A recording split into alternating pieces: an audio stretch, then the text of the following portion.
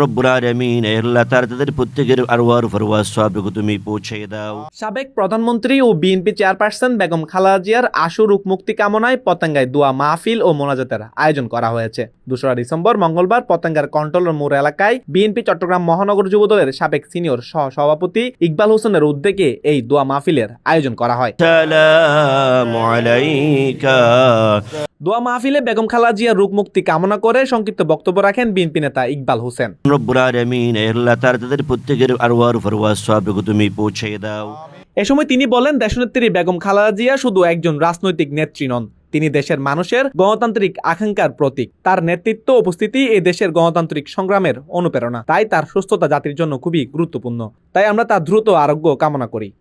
লালদিঘির পারে শেখ হাসিনা ঘোষণা করেছিল, যারা এই স্বৈরাচারের সাথে নির্বাচনে তারা জাতীয় বেঈমান। উনি চিটং থেকে ঢাকায় গিয়েই স্বৈরাচার এরশাদের সাথে লং ড্রাইভে গিয়ে উনি নির্বাচনে যাওয়ার ঘোষণা করেছেন। দেশনেত্রী বেগম খালেদা জিয়া উনি আপোষ করেন নাই, উনার সাথে যান নাই।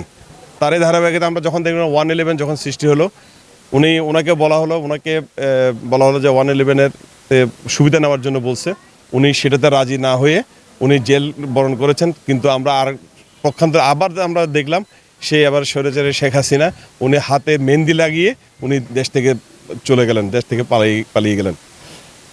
সেই জন্য দেশনেত্রী বেগম খালেদা জিয়াকে আপসহীন নেত্রী হিসেবে সব ঘোষণা করেছেন।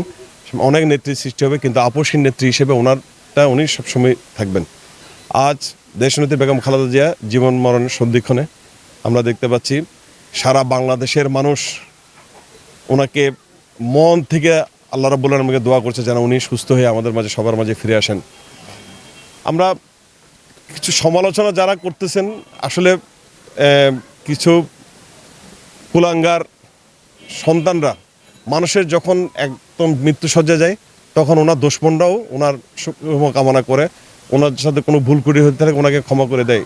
কিন্তু আমরা দেখতে পাচ্ছি যারা কিছু সংখ্যক লোক এটা করছে, তাদেরকে আমরা আসলে তাদের প্রতি ধিক্কার জানাবো না।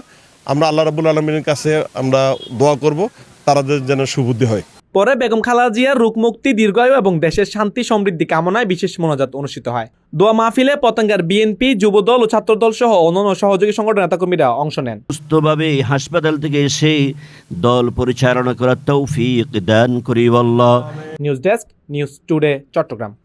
বার্ধক্যজনিত রোগের রব্বুল আলামিন হাসপাতালে বিছানায় পড়ে আছে, জালেম অত্যাচারিত অনেক হয়েছে। মেহেরবানি করে আল্লাহ তাআলা তোমার এই বান্দিনীকে আল্লাহ সুস্থতা দান করো আল্লাহ।